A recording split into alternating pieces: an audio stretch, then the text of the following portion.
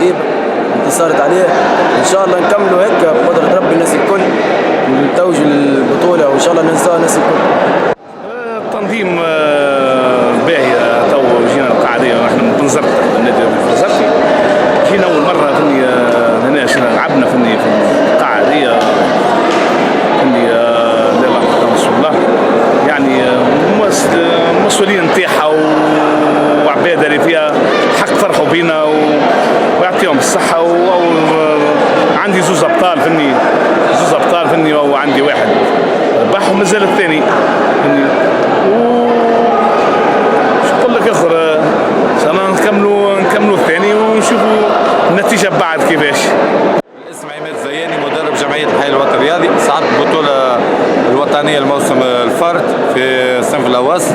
جينا ندافعوا على اللقب بتاعنا هنا في قبلي ومحلاها قبلي وما كناش نتصوروا اللي الجنوب بالزين هذايا وفرحانين اللي نلعبوا هنا في قبلي على 10 اوزان. عندنا 8 ملاكمين ابطال تونس وان شاء الله نكملوا. توا لعبوا 4 ملاكمين مازالوا 4 وان شاء الله يكملوا يربحوا.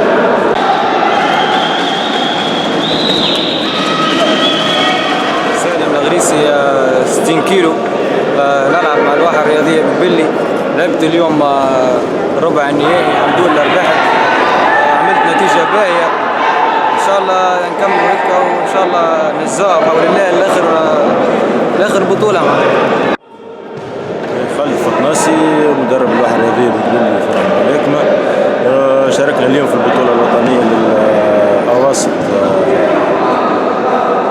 الأدوار الربع النهائية والأدوار الثمن النهائية. لعبنا شاركنا ب5 ملاكمين. اليوم سهيل الصغير بن نور حمدي سالم الغريسي علاء الدين محرز ووثق بالله الترادي. انتصار سهيل الصغير وزن 49 كيلوغرام. هزيمة بن نور حمدي 56 كيلوغرام. انتصار سالم الغريسي وزن 60 كيلوغرام.